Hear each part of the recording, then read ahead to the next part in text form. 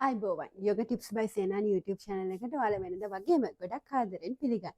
ඉතින් අද වීඩියෝ එකෙන් අපි කතා කරන්න හදන්නේ අපේ කොන්දට ගොඩක්ම සුව දෙන ආසනයක් වෙන භුජංග කියන ආසනෙ. එහෙම නැත්නම් ඔයාලා අහලා තියෙන සර්පාසන කියන ආසනෙ.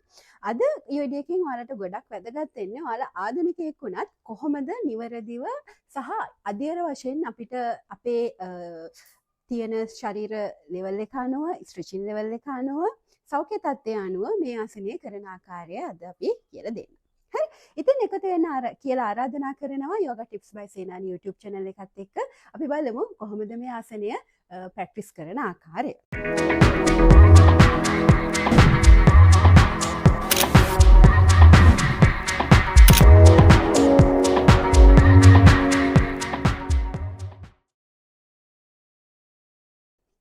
අපි එහෙනම් අපේ මෙට්‍රස් එකට එමු. මෙට්‍රස් එකට ඇවිල්ලා අපි අපේ සම්පූර්ණයෙන්ම ශරීරය කියන්නේ කඳ පහළට ඔන්න අපි දිගැල්ලා තියාගන්න. හරි. මෙතෙන් ඇවිල්ලා පළවෙනි අදියරේදී. හරි. අපි කරන්න හදන්නේ ඉස්සලාම මේ අත තියෙනවනේ අත අපි වැලමිට මේ චෙස්ට් එක දෙපැත්තට ගන්න. හරි. ඒ චෙස්ට් එක දෙපැත්තට අරගෙන හොඳට මේ කියන්නේ ෂෝල්ඩර් පරතරයෙන් අත තියාගෙන හොත්තට අතේ ඇඟිලි පහ විහිඳලා මැට් එකට බර කරන්න. දැන් හොඳ හුස්මක් අරගන්න කලින් ඔයාලට අපේ يعني කකුල් දෙක ගැන චුට්ටක් අවධානය යොමු කරන්න. මේ කකුල් දෙකේ යටිපතුල උඩු අතට හරවලා හීල් එකයි මාපට ඇඟිල්ල එකට ලං කරලා තියාගන්න. හරි. ඒ තියාගෙන හොඳ හුස්මක් අරගමු. හුස්ම පිට කරද්දි හොඳට මේ අපේ වැල පිටට බර තියෙන ගමන් අපිට පුළුවන් ප්‍රමාණයෙන් කඳ ඉහළට නිදහස් කරලා ගන්න. ඒ නිදහස් කරලා අරගෙන හොඳට බෙල්ල නමලා ඉහළ ફોකස් කරලා රැඳෙන්න. වෙනද විදිහටමයි ආසනවල රැඳෙද්දි සාමාන්‍ය විදිහට හුස්ම ගමු පිට කරමු.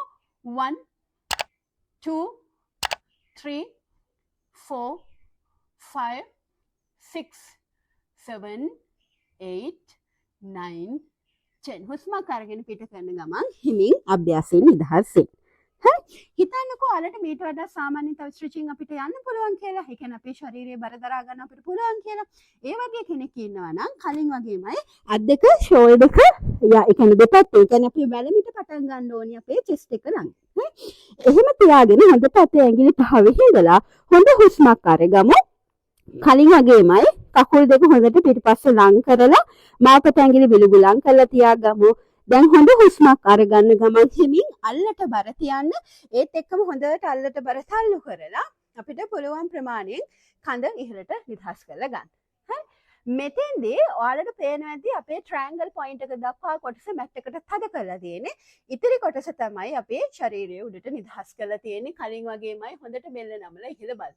10 count 1 2 3 4 5 6 7 8 9 10 නිදහස් වෙද්දී හිමින් වැලමිට නැමෙනවා කඳ නමාගෙන එන්න පහළට.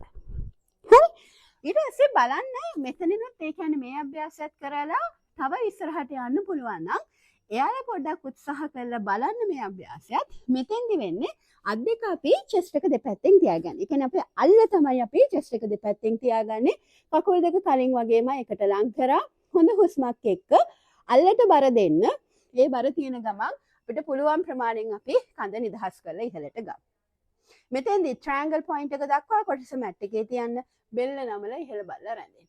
10 count 1 2 3 4 5 6 7 8 9 10 හුස්මක් අරගෙන පිට කරන ගමන් හිමින් නිදහස් වෙලා පහළට ඇවිල්ලා ඔයාලට අභ්‍යාසය අවසන් කරන්න පුළුවන්. හරි. එතකොට මේ අභ්‍යාසයේ තියෙන බෙනිෆිට් එක අපි චුට්ටක් මතක් කරොත් එහෙම හොඳට පේනවා ඇති අපේ කොයි පැත්තට ගියත්. ඒ කියන්නේ සර්පාසන 1 සර්පාසන 2 ඒ වගේම සර්පාසන 3 කියන ආසන තුනේදීම හොඳට පේනවා ඇති අපේ මේ කොඳුනාරටිය හොඳින් ඇදීමකට ලක් වෙනවා. එතකොට අපේ කොන්දේ අමාරුවක් තියෙනවා නම් පේන්ස් තියෙනවා නම් ඒක අපිට චුට්ටක් කන්ට්‍රෝල් කරගන්න පුළුවන්. එතකොට මෙතන ඇවිල්ලා හොඳට ෂෝල්ඩර්ස් ඕපන් කරන්න, චෙස්ට් එක ඕපන් කරන්න. එතෙන්දී අපිට හොඳට ගැඹුරු ශ්වසනයට අවකාශය ලැබෙනවා. ඊට පස්සේ මෙතනින් පේනවා ඇති හොඳට මේ උදරයේ උඩට තල්ලු වෙලා තියෙනවා. ඒ තල්ලු වෙද්දී හොඳට අපේ උදරයේ ඉදිරියට નિરાයම පාලනය කරගන්නත් පුළුවන් මේ අභ්‍යාසය පුරුදු වෙද්දී. ඊට පස්සේ බෙල්ල නමනවා. එතකොට අපිට තයිරොයිඩ් ඉෂුස් වලට ඇති ප්‍රශ්න නැති කරගන්න පුළුවන්. ඒ වගේම අපේ ඇස් වලටත් මේකෙන් අභ්‍යාසය සිද්ධ වෙනවා.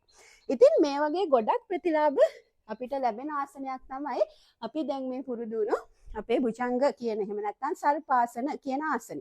ඉතින් සර්පාසනේ ප්‍රැක්ටිස් කරද්දී ඔයාලා ටික ටික පුරුදු වෙන්න. මම අධීර වශයෙන් පුරුදු කරේ. ඒ කියන්නේ එකපාරටම ස්ට්‍රෙචින් නැගේ මදි නම් ඒ කෙනාට උනත් කරන්න පුළුවන් විදිහට තමයි මේ අභ්‍යාස අපිට කරන්න අපි අද කියලා දුන්නේ. ඉතින් අපි ගිහින් එන්න අලුත් වීඩියෝකින් ආයෙ නැවත හම්බෙමු.